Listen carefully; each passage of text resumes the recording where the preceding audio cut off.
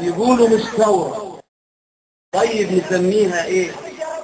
وهم وعايشين فيه، ولا ندور عليه، ولا نسميها فوضى؟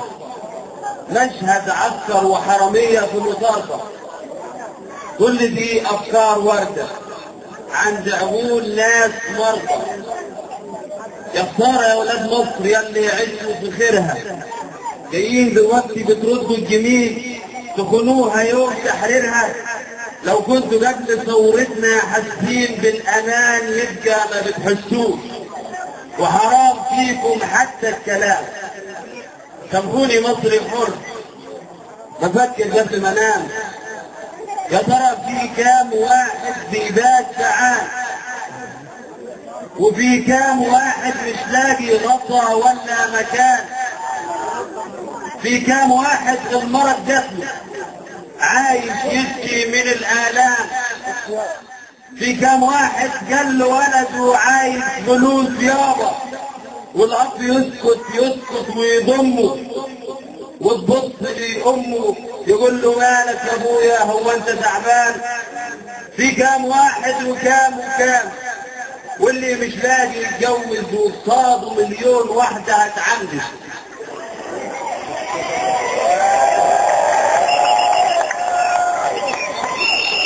واللي بيجري بشوق على الحرام. عارفين ليه يا محترمين؟ لانه ما اتعلمش، ولما مسك في يوم كتاب حاول يقرا ما عرفش. قالوا له هتحاول تاني، ساعد امك واخواتك اللي مش لاقيين، عايز تضيع سنين عشان تقبض ملاليم. حتى اللي راح المدرسه يخلص الامتحان بيلاقي كل شيء اتنسى.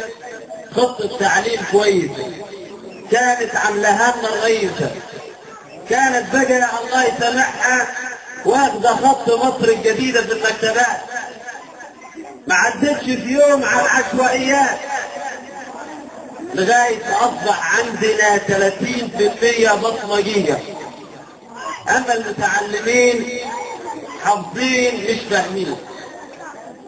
وحقيقه مش خرافه، اتدمرت الثقافه وطلعت المظاهرات الفئويه والبلطجيه اللي هم مصنوعين من فساد النظام القديم، بس كانوا مش باينين عشان كانوا زي حالاتنا محبوسين زي الفئات، يستخدموهم في التجارب.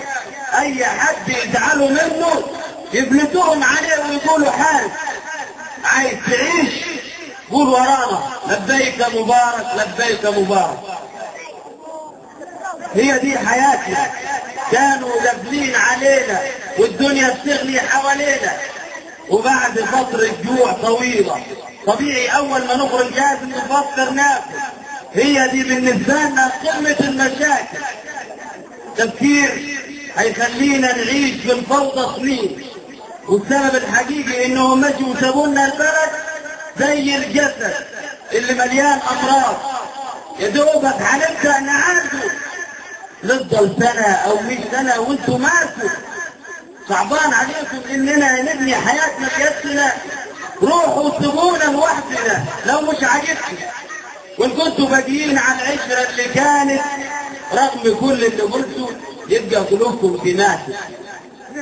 خدوا في ايدكم عيش وحلاوه، وخلي بالكم تكون نجاوه، وعلى سرعه روحوا له مشتاقين، يمكن يحن عليكم بشويه من ملايين. شكرا.